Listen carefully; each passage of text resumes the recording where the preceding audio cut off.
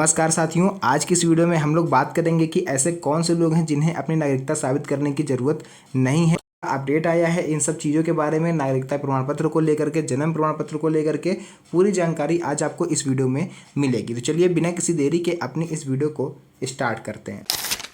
First point यहाँ पर आप लोग पढ़ सकते हो, लिखा है नागरिकता साबित करने के मुख्य दस्तावेज और कानूनी आधार।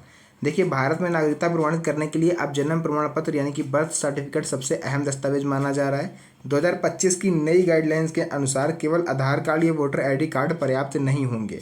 इसके साथ साथ निम्न में से एक या अधिक प्राथमिक दस्तावेज होने जरूरी हैं। यानी ये आपको स्क्रीन पर दिख रहा होगा, या तो आपके पास जन्म प्रमाण पत्र होना चाहिए या फिर आपके पास जो है वो भारतीय पासपोर्ट हो। अगर ये भी नहीं है तो आपका नागरिकता प्रमाण पत्र आपके पास होना चाहिए। ये भी नहीं है तो शैक्षणिक प्रमाण पत्र आपका या फिर आपके माता पिता का होना चाहिए, जो ये प्रूफ कर दे कि आप कितने सालों से भारत में रह रहे हैं। एटलीस्ट 31 दिसंबर 2014 से पहले तो आप भारत के निवासी होने ही चाहिए।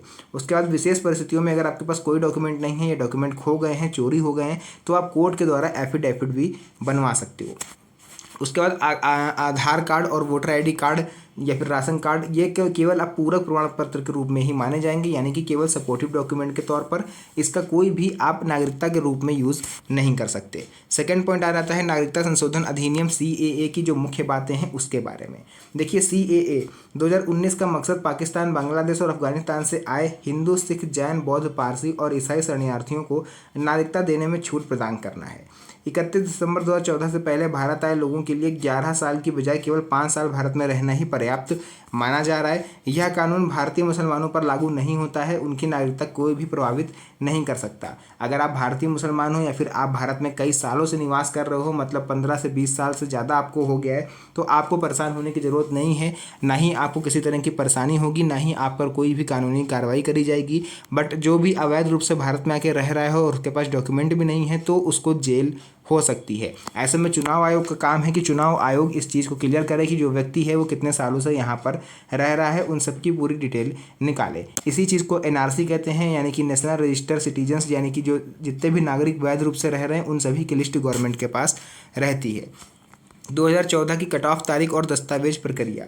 देखिए, 31 दिसंबर 2014 से पहले आए गैर मुस्लिम शरणार्थी CAA के तहत आसानी से नागरिकता पा सकते हैं।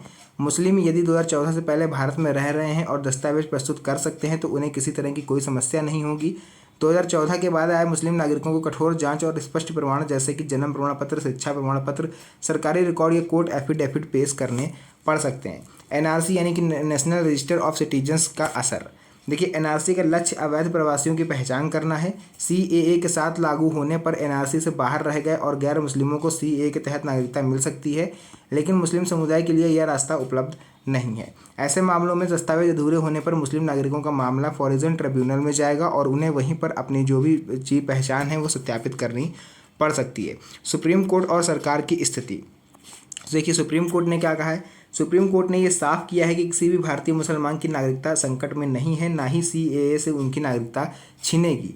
2025 में कोर्ट ने CAA पर रोक लगाने से इनकार किया और केंद्र सरकार से 237 याचिकाओं पर जवाब मांगा है। यानी कि ये 237 याचिकाएं डाली गई थी CAA को रद्द करने के लिए, लेकिन सुप्रीम कोर्ट ने इसको रद्द नहीं किया, उल्टा केंद्र सरकार के से जवाब तलब किया गया है इन याचिकाओं को लेकर के।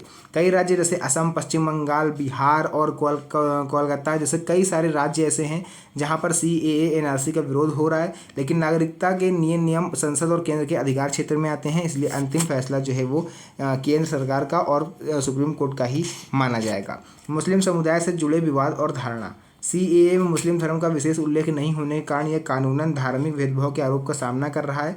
पाकिस्तान, बांग्लादेश और अफगानिस्तान से आए मुस्लिम शरणार्थियों का इस अधिनियम के तहत कोई विशेष सुविधा नहीं मिल रही है। आम नागरिकों के लिए सुझाव। जन्म प्रमाण पत्र, पासपोर्ट, शैक्षणिक प्रमाण पत्र, सरकारी ID सभी दस्तावेज अपडेट और सुरक्षित रखें। जिनके पास ये दस्तावेज नहीं है वे तुरंत बनवा लें, खासकर जन्म प्रमाण पत्र। कोर्ट एफिडेविट, ग्राम पंचायत प्रमाण पत्र आदि केवल विशेष परिस्थितियों में सहायक होते हैं, लेकिन पूरे परिवार के दस्तावेज तैयार रखना सबसे अच्छा विकल्प माना जा रहा है। बात करते हैं इसके निष्कर्ष की, तो CAA से किसी भी भारतीय नागरिक की नागरिकता नहीं जाएगी। यह केवल बाहरी गैर मुस्लिम शरणार्थियों के लिए लाभकारी है। 2014 के बाद आए विदेशी मुस्लिम नागरिकों के लिए प्रक्रिया कठिन हो सकती है, लेकिन खासकर अगर आपके पास दस्तावेज अधूरे हैं तो फिर आपको ज़्यादा समस्या होगी। फिलहाल अगर आपके पास आप भारत के मुसलमान हो और भारत में रहने वाले हो तो संभव है कि आप अपना जन्म प्रमाण पत्र जल्द से जल्द बनवा लें, क्योंकि हो सकता है कि भविष्य में इसका यूज़ हो। अगर बर्थ सर्टिफिकेट बनवाना पॉसिबल नहीं है तो पासपोर्ट तो एटलीस्ट बनवा ही लें। अफवाहों से दूर रहकर शांतिपूर्ण तरीके से सभी जरूरी दस्तावेज तैयार रखना ही सबसे सुरक्षित तरीका माना जा रहा है, क्योंकि इस टाइम अगर आप सोशल मीडिया पे देखोगे तो कई सारी वीडियोस ऐसी हैं जो आपको परेशान कर रही हैं। नागरिकता साबित करने का आसान तरीका: जन्म प्रमाण पत्र, माता पिता के भारतीय होने का प्रमाण, शैक्षणिक प्रमाण पत्र, सरकारी योजनाओं का रिकॉर्ड, पेंशन विवरण या कोर्ट एफिडेविट। CAA, NRC और अन्य नागरिकता अपडेट के लिए सरकारी और न्यायालय के निर्देशों पर लगातार नज़र बनाए रखें। साथियों, मैं एक चीज़ आपसे और कह दूं कि जो भी व्यक्ति देखिए भारत में पिछले कई सालों से रह रहा है, 30 साल, 40 साल, 50 साल, उसके पास कोई ना कोई डॉक्यूमेंट तो जरूर होगा, या तो उसके पास खुद का जन्म प्रमाण पत्र होगा। अगर उस टाइम जागरूकता की कमी के कारण नहीं भी बन पाया तो माता पिता का जो कुछ भी रिकॉर्ड होगा, जैसे उनका वोटर ID कार्ड हो गया या उनके स्कूल लिविंग सर्टिफिकेट, उनकी स्कूल मार्कशीट या फिर कोई भी ऐसा डॉक्यूमेंट, अगर वो आपके मकान है तो उसकी रजिस्ट्री हुई होगी उस समय की, तो अगर आप जो भी पुराने से पुराना डॉक्यूमेंट दिखा सकते हो वो आपके लिए काफ़ी ज़्यादा फायदेमंद रहेगा। तो ऐसे डॉक्यूमेंट को जल्दी से ढूंढना शुरू कर दीजिए और उन्हें सेफली कहीं पर रख लीजिए, क्योंकि भविष्य में ऐसे डॉक्यूमेंट की आपको ज़रूरत पड़ सकती है। तो फिलहाल के लिए जो भी चीज़ें थी मैंने पूरा क्लियर बता दिया है। वीडियो पसंद आई तो वीडियो को लाइक करके चैनल को सब्सक्राइब जरूर कर लीजिएगा, क्योंकि इस तरह की वीडियोज़ आपको यहाँ पर मिलती रहती है। तो मिलेंगे आप सभी से नेक्स्ट वीडियो में एक और अच्छी इंटरेस्टिंग मज़ेदार वीडियो के साथ। तब तक के लिए धन्यवाद। जय हिंद।